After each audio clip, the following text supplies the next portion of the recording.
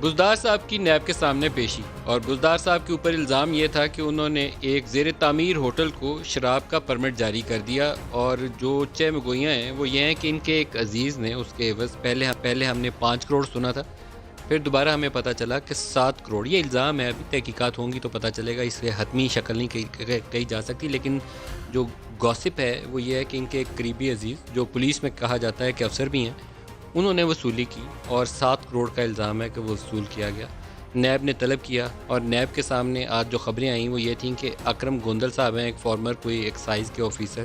یہ ابھی سارا رپورٹڈ ہے آفیشلی، نیب اس کے اوپر کوئی جاری کرے گا بیان تو پھر ہم اس کو حتمی شکل کے طور پر پیش کر سکتے ہیں کہ وہ وعدہ معاف گواہ بننے کے لیے بھی تیار ہیں. تو جو تفصیل ہے اس کے موٹے موٹے نکات میں آپ کو بتا دوں کہ شراب لائسنس کے اجرا کا معاملہ وزیر اعلیٰ پنجاب کی 2 گھنٹے تک پوچھ گچھ ہوئی. عثمان بزدار کو نیب نے 12 صفحات پر مشتمل سوال نامہ بھی دے دیا، اور عثمان بزدار کو 18 اگست تک جواب جمع کرانے کی ہدایت کی. ہوا یہ ہے کہ شراب کا تو سوال جواب پوچھا، ساتھ انہوں نے جو ان کے ایسٹس بیونڈ مین والا معاملہ ہے وہ بھی سامنے آ گیا، اور اس کے اوپر بھی سوال جواب کر دیا. وزیر اعلیٰ کے خلاف 2 افراد وعدہ معاف گواہ بن گئے ہیں. قانونی تقاضے پورے کرتے ہوئے نیب کے سامنے موقف رکھا ہے عثمان بزدار صاحب، یہ کہتے ہیں.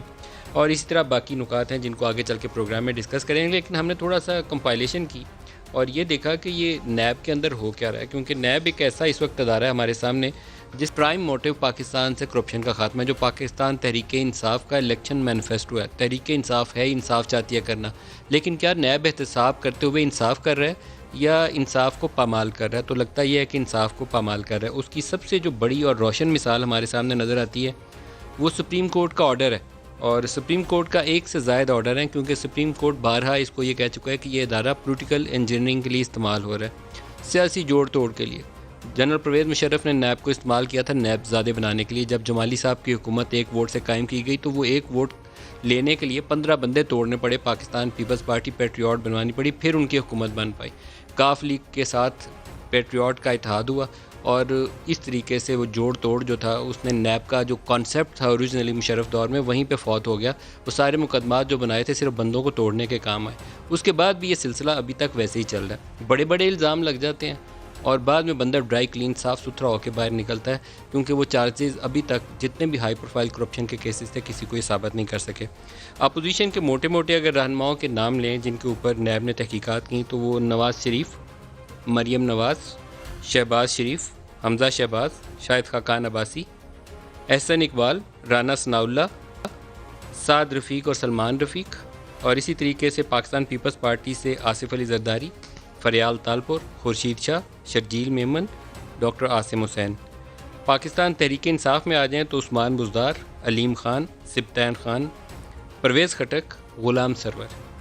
اور اگر ان کے اتحادی پاکستان تحریک انصاف کے ان کو شامل کر لیں تو پرویز الہی، چودھری شجاعت، اور کہا یہ جاتا ہے کہ مونس الہی جو ہیں وہ بھی اس کے اوپر رڈار جو ہے اس وقت ہے، کسی وقت بھی ان کی بھی پکڑائی ہو سکتی ہے.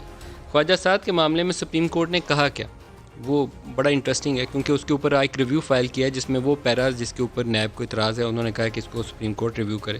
ہو سکتا ہے اس سے زیادہ سخت فیصلہ آ جائے، کیونکہ ہیومن رائٹس واچ اس کے اوپر بول چکی ہے، یورپین کمیشن اس کے اوپر بول چکا ہے، پارلیمان میں اس کے اندر آوازیں اٹھائی جاتی ہیں. صرف وے فارورڈ نہیں ہے ہمارے پاس، ہماری پارلیمنٹ کی ناکامی ہے کہ اس میں وے فارورڈ دینے کے لیے ناکام ہے، اور کورٹ کے کسی آرڈر کا سہارا لے کے شاید آگے بڑھیں، خود کسی میں کرنے کی ہمت نہیں ہے. ٹرانسپیرنٹلی احتساب ہونا چاہیے، کسی کو بچنا نہیں چاہیے. زرداری صاحب کے اوپر اگر الزام ہے 150 ارب کا تو ثابت ہو کے اگر ثابت کر سکتے ہیں تو ان کو سزا دیں.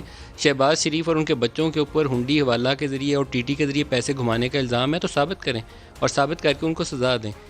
یہ انکمپیٹنس بھی ہے، نااہلی بھی ہے، اور اس کے علاوہ ان کے اندر فورنزک انویسٹیگیشن کی قابلیت نہیں ہے. اور تھرڈ، یہ صرف بندے پہ ہاتھ ڈالتے ہیں سیاسی دباؤ کی خاطر، بندہ توڑنے کی خاطر، پولیٹیکل انجینئرنگ کی خاطر. رزلٹ اس میں سے کیسے نکلنا ہے ان کو ابھی معلوم نہیں ہے.